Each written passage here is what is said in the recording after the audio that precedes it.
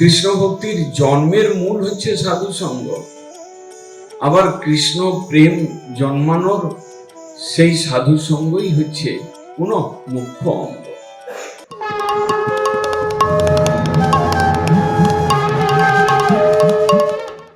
কৃষ্ণ প্রেম দুর্লভ কেন? আমি মনে করতে পারি যে কৃষ্ণ প্রেম দুর্লভ নয়, বা আমি অনুভব নাও করতে পারি কৃষ্ণ প্রেম দুর্লভ কিভাবে। যে পর্যন্ত কৃষ্ণের প্রেমের সাধনে তীব্রতা না আসে সাধকের মধ্যে, যে পর্যন্ত কৃষ্ণ প্রেম প্রাপ্তির প্রবল পিপাসা না আসে, সে পর্যন্ত কৃষ্ণ প্রেম সাধন যে দুর্লভ, কৃষ্ণ প্রেম প্রাপ্তি যে দুর্লভ, এটা তার অনুভবের মধ্যে আসতে পারে। শাস্ত্র বলছেন কৃষ্ণ ভক্তি জন্ম মূল হয় সাধু সঙ্গ, কৃষ্ণ প্রেম জন্মে তেহ পুনঃ মুখ্য। কৃষ্ণ ভক্তির জন্মের মূল হচ্ছে সাধু সঙ্গ, আবার কৃষ্ণ প্রেম জন্মানোর সেই সাধু সঙ্গই হচ্ছে পুনঃ মুখ্য অঙ্গ। এই যে জন্ম মূল এবং তেহ পুনঃ মুখ্য অঙ্গ, এই দুটো দিগদর্শন দিয়েছেন কৃষ্ণ প্রেম লাভ করতে যিনি চান, তাকে এই দুটো পয়েন্ট বুঝতে হবে। সাধু সঙ্গ প্রপার হওয়া চাই, সাধু সঙ্গেই নিজেকে প্রিজার্ভ করা, নিজেকে বাঁচিয়ে রাখা চাই। সাধু সঙ্গ ছাড়া এক মুহূর্ত থাকবার ইচ্ছা, অর্থাৎ জল বিনা মৎস্য, তার যেরকম হয় এইরকম ভাব থাকা চাই। সাধু সঙ্গের মহিমা জীবনে অনুভব করা চাই, সাধু কৃপার অনুভব করা চাই। সাধু কৃপা ব্যতীত কৃষ্ণ ভক্তি জন্মানো অসম্ভব, সেটা বোঝা চাই। এটা যেমন একটা কথা, তেমনি কৃষ্ণ প্রেম কি করে পাবো সাধু সঙ্গের দ্বারা, সেটাও এই লাইনের দ্বিতীয় লাইনে ব্যক্ত করেছেন। কৃষ্ণ প্রেম জন্মে তেহ পুনঃ মুখ্য অঙ্গ, সাধু সঙ্গটাই মুখ্য অঙ্গ। কেউ যদি সাধু সঙ্গ ভালো না লাগে কারো, কেউ যদি সাধুকে বুঝতে ভুল করেন, সাধু মানে দর্শনধারী, সাধু মানে দণ্ডীস্বামী, সাধু মানে উচ্চ পদধারী, এরকম কোনো কথা এখানে বলা নেই। সাধু মানে যিনি সদ্বস্তু ভগবানের সেবায় যুক্ত হয়েছেন, নিযুক্ত হয়েছেন, নিজেকে অর্পণ করেছেন, অথবা আনুকূল্য ভগবানের অনুসেবায় অল্প হলেও যিনি সেবায় যুক্ত আছেন, তিনি সাধু। এটা তার সাধুত্ব। যদি আমি মনে করি আমি বড়, আর যারা ঝাড়ু মোছা করেন তারা ছোট, যারা ভান্ডার সেবা করেন, রান্নার সেবা করেন, তারা ছোট, আমি সিদ্ধান্ত জ্ঞান বুঝি আমি অনেক বড়, তাহলে সেটা কোথাও ভুল হবে। সাধু তার সাধুত্বের বিচার, পরিষেবায় নিযুক্ততা, তার ত্যাগ, তার আনুকূল্য করবার স্বভাব, সেই বৃত্তিটাকে সাধু বলা হচ্ছে। সেই রকম সাধুর সঙ্গে নিজেকে ঘিরে রাখতে হবে। কলিযুগ, এখানে সাধু সঙ্গ ছাড়া যদি কেউ ভজন করতে চান, কেউ যদি ঘরের ভেতরে ভজন করতে চান, কেউ যদি জঙ্গলে গিয়ে ভজন করতে চান, কেউ যদি মিউজিয়ামের চতুর্দিকে গিয়ে ভজন করতে চান, কেউ যদি গঙ্গার ধারে গিয়ে ভজন করতে চান, হয়তো কলিযুগে তিনি ঠকে যেতে পারেন। সাধু সঙ্গটাই মুখ্য।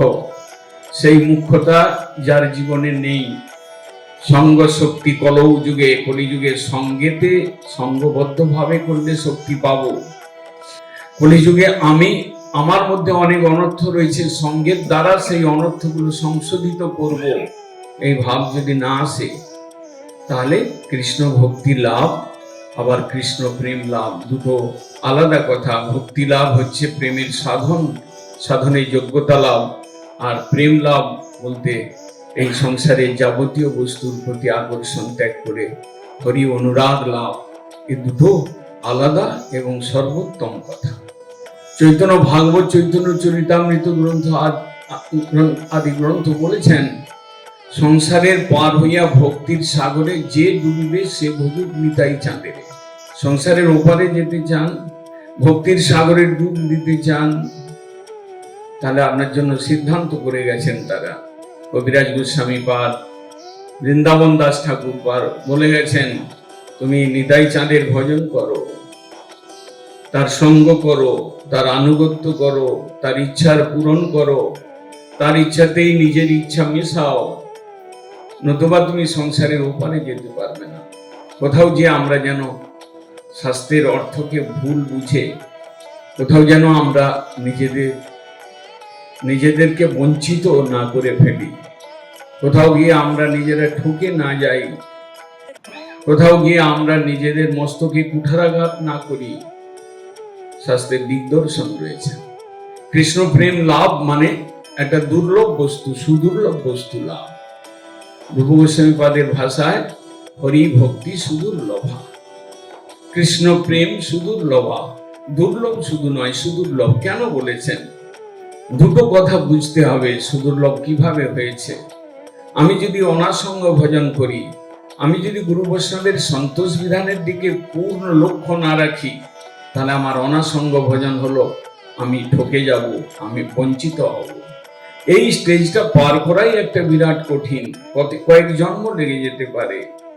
কিন্তু তারপরের যে স্টেজটা রয়েছে, হরিনাচ আসু অদেয়া, তুমি যদি গুরু বৈষ্ণবের ইচ্ছা, তাদের আশয় বুঝে ভজন করো, তোমার কোনো ইচ্ছা আলাদা নেই, এখানে যে ভজন করব, ওখানে যে ভজন করব, এই অঙ্গটাকে নিয়ে ভজন করব, ওই অঙ্গটাকে নিয়ে করব, এসব বিচার তুমি ছেড়ে দিয়ে তাদের ইচ্ছায় যদি তুমি ইচ্ছা মিশাও, অর্থাৎ তাদের আশয়ের সঙ্গে তুমি নিজের আশয়কে মিলে দিতে পারো, সেটা সাসঙ্গ ভজন হবে। সেটাও কয়েক জন্ম করবার পর দ্বিতীয় স্টেজ আসে, সেটা হচ্ছে হরিনাচ আসু অদেয়া। তুমি যদি কোয়ালিফাই করো সঙ্গবদ্ধ জীবনে থেকে, তুমি যদি গুরু গৌরাঙ্গের সুখ চিন্তায় মজে থাকো, এই কোয়ালিফাই, এইভাবে তুমি যদি সাধনে প্রথম স্টেজে কোয়ালিফাই নিজেকে করতে পারো, তারপরেও যে বিরাট পরীক্ষা, বিরাট অপেক্ষা, তারপরেও যে বিরাট ধৈর্য, এগুলো যে রয়েছে, হরিনাচ আসু অদেয়া এই শব্দের মধ্যে বলেছেন রূপ গোস্বামী পাদ কৃপা করে শীঘ্র দেন না কৃষ্ণ ভক্তি। কৃষ্ণ ভক্তি অনেক পরীক্ষা নিয়ে ভগবান প্রহ্লাদ আদির পরীক্ষা নিয়েছেন, আমরা সেগুলো গল্পের আকারে শুনেছি, কিন্তু ওগুলো বাস্তব পরীক্ষা। পঞ্চপাণ্ডবাদী পরীক্ষা দিয়েছেন, এগুলো বাস্তব পরীক্ষা। এমনকি উদ্ধব, অক্রূর আদি, তারাও পর্যন্ত পরীক্ষার সীমা পার করতে হয়েছে, তারপরে তারা কৃষ্ণ প্রেম পেয়েছেন। তারপরেও তারা তৃণগুল্মলতা জন্ম প্রার্থনা করেছেন, গোপীদের চরণ রেণু প্রার্থনা করেছেন। এগুলো কে বুঝবে? প্রেম যে দুর্লভ, কৃষ্ণ প্রেম যে দুর্লভ, যিনি সাধন করছেন, যিনি সাধনে লেগে রয়েছেন, যিনি কৃষ্ণ প্রেমকে পাখির চোখ হিসাবে দেখছেন, তিনি পথ চলতে চলতে এগুলো অনুভব করতে পারেন, আর কেউ অনুভব করতে পারে। সামান্য একটা রান্না করে, সামান্য একটু বাসন মেজে দিয়ে, সামান্য একটু অ্যাকাউন্ট করে দিয়ে, সামান্য একটু হরিকীর্তনে যোগদান করে আর হরিকীর্তনের রুচি দেখিয়ে ওই জিনিসটা পাওয়া যায় না। পাখির চোখ দেখতে হবে, কৃষ্ণ প্রেম চাই। আমার শারীরিক প্রেম, আমার মানসিক প্রেম, আমার ভজন রুচি, এর দ্বারা হবে না। একটা আলাদা জিনিস আমাদের চিত্তবৃত্তি কতখানি আমি হরিকে ভালোবাসতে চাই। থিওরি কি বলছে? ধন জন গৃহদার তোমার বলিয়া রক্ষা করি আমি মাত্র সেবক হইয়া। নিজের স্ত্রী পুত্র পরিবারকেও পর্যন্ত কৃষ্ণের সেবক জেনে তাদের সঙ্গ করতে বলেছেন। মঠে থেকে গুরুদেবের গৃহ, কিভাবে গুরুদেবের গৃহটা কোথায় নোংরা পড়ে আছে, কোথায় ক্র্যাক হয়ে যাচ্ছে, কোথায় জল পড়ছে না, কোথায় 4 মাস হলো বাথরুমটা সাফ হচ্ছে না, ওই গুরুদেবের প্রভুপাদের জিনিস জেনে আগে তো তার ঘরের প্রতি আদর হোক, প্রভুপাদের গৃহের প্রতি আদর হোক, প্রভুপাদের প্রতিষ্ঠিত বিগ্রহের প্রতি আদর হোক, প্রভুপাদের ছাপিত প্রকাশিত গ্রন্থের প্রতি আদর হোক, প্রভুপাদের বংশে যারা এসেছেন তাদের প্রতি সম্বন্ধ দৃঢ় হোক। তারপরে তো কৃষ্ণ প্রেমের কথা আরো অনেক দূরে। আমার গুরুদেবের জিনিস, গুরুদেবের ঘর, তাতে সম্বন্ধ জ্ঞান, তাতে যে ভালোবাসা, এই ভালোবাসাটা প্রভুপাদের প্রতি ভালোবাসা এনে দেবে, গুরুদেবের প্রতি ভালোবাসা এনে দেবে। যারা তাদের বংশে ছোট বড় সেবক এসেছেন তাদের প্রতি ভালোবাসা আমাকে গুরুদেবের প্রতি ভালোবাসা এনে দেবে। গুরুদেবের প্রতি ভালোবাসা ক্রমে আমাকে গুরুদেবের বাস্তব স্বরূপ মঞ্জুরি স্বরূপের প্রতি ভালোবাসা, গোপীদের প্রতি ভালোবাসা, ব্রজধামের প্রতি ভালোবাসা জন্মাবে। তারপরে তো কৃষ্ণের প্রতি ভালোবাসা আসবে।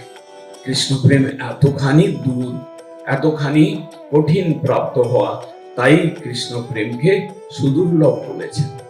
তাই আমি বঞ্চিত না হই গুরুবর্গের কাছে প্রার্থনা করি, আমার কাছে যারা শিষ্য সূত্রে এসেছেন যারাও যেন কোনোভাবে বঞ্চিত না হন।